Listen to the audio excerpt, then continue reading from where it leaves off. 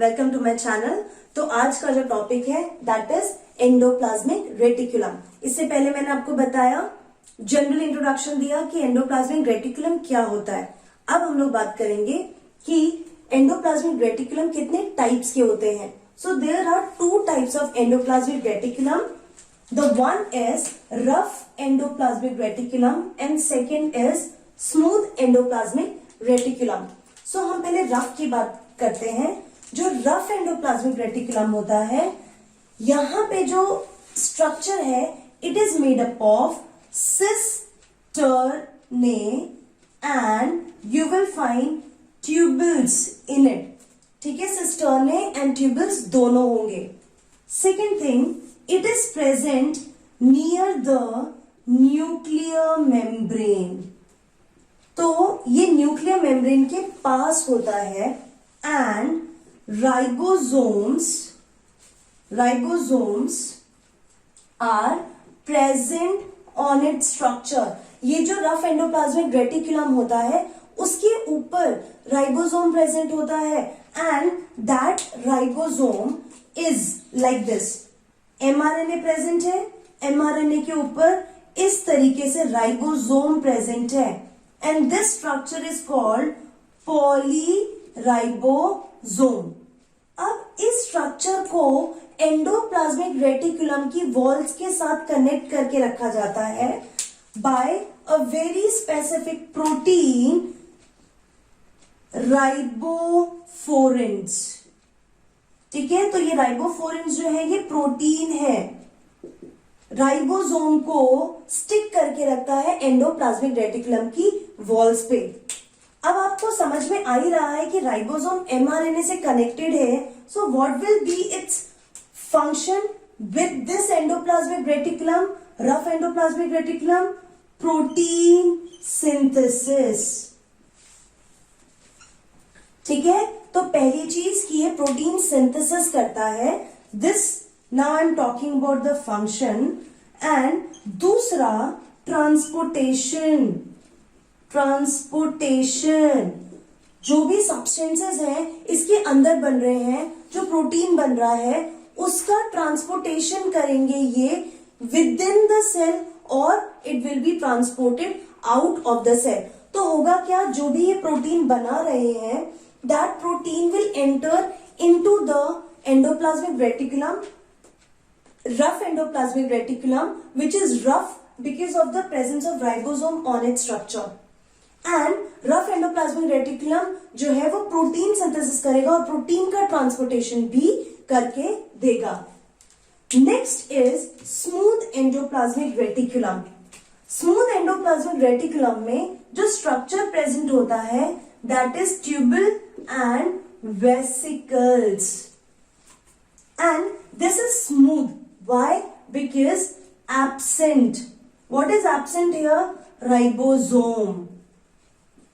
Ribosome के absent होने की वजह से जो इसकी सरफेस है वो स्मूथ लगती है, इसीलिए हम इसको स्मूथ एंडोप्लाज्मिक रेटिकुलम बोलेंगे। अब ये जो स्मूथ एंडोप्लाज्मिक रेटिकुलम है it is present near the plasma membrane। अब बात करते हैं इसके स्पेसिफिक फंक्शंस की कि ये स्मूथ एंडोप्लाज्मिक रेटिकुलम का फंक्शन क्या होगा। सो फंक्शंस में आप क्या देखोगे कि ये जो है लिवर के अंदर, लिवर सेल्स के अंदर डिटॉक्सिफिकेशन का काम करता है। डिटॉक्सिफिकेशन मतलब जितने भी टॉक्सिन्स होते हैं उसको न्यूट्रलाइज करेगा, उसके जितना वो हार्मफुल होगा उसको कम करेगा। Next, synthesis of lipids. Liver में ये क्या कर रहा है, लिवर सेल्स के अंदर हेपेटोसाइट्स के अंदर ये डिटॉक्सिफिकेशन का काम करेगा, जो भी टॉक्सिन्स है उनके इफेक्ट्स को कम कर देता है। दूसरा, लिवर सेल के अंदर, ये तो पहले मैंने बोला डिटॉक्सिफिकेशन, दूसरा जो है it is doing glycogenolysis. Glycogenolysis का मतलब ग्लाइकोजन का ब्रेकडाउन करके ग्लूकोज बनाना, ये भी किसका फंक्शन है, स्मूथ एंडोप्लाज्मिक रेटिकुलम का, हेपेटोसाइट्स के अंदर। फिर मैंने आपको बताया कि ये लिपिड के सिंथेसिस में करता है, हेल्प करता है, and it is having enzymes for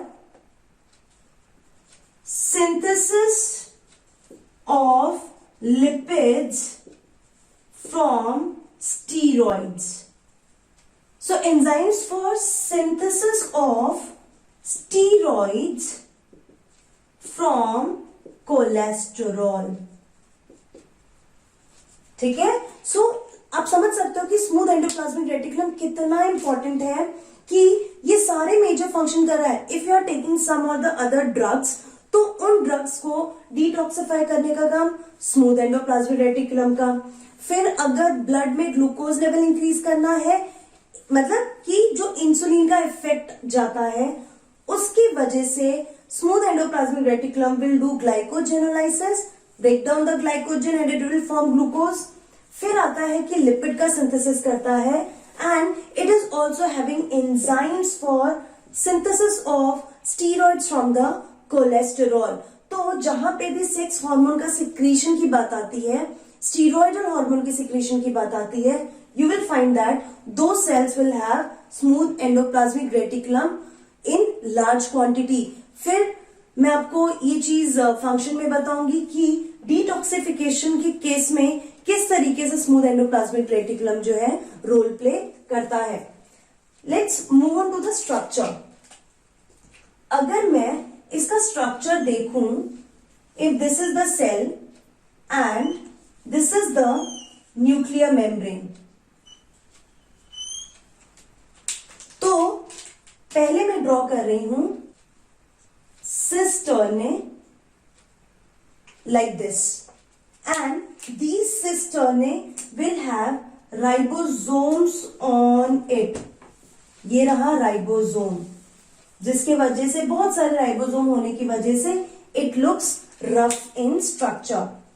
अब मैं ड्रॉ कर रही हूं that is the rough smooth endoplasmic reticulum. जो स्मूथ एंडोप्लाज्मिक रेटिकुलम है, you will find it is like this. You will find smooth endoplasmic reticulum in the membrane like that। तो आपने क्या देखा कि जो रफ एंडोप्लाज्मिक रेटिकुलम है, it is towards the nuclear membrane, और जो स्मूथ एंडोप्लाज्मिक रेटिकुलम है, it is towards the plasma membrane. That you have to remember. तो यहां पे आप लोगों को याद रखने वाली चीज क्या है, सिस्टर्ने एंड ट्यूबल्स है, ट्यूबल एंड वेसिकल्स है।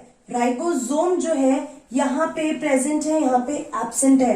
ये न्यूक्लियस के पास है, ये प्लाज्मा मेम्ब्रेन के पास है, and these are the structure. And don't forget to remember this ribophorins, जो राइबोसोम को सरफेस पे उनके अटैच करने पे हेल्प करता है। अब इसका एंडोप्लाज्मिक रेटिकुलम का जो डिटेल फंक्शन है, that I am going to discuss in my next video. Till then keep learning, be safe, and still आपको कोई डाउट है तो you can message, you can comment. Email ID is given in my description box. Till then, goodbye.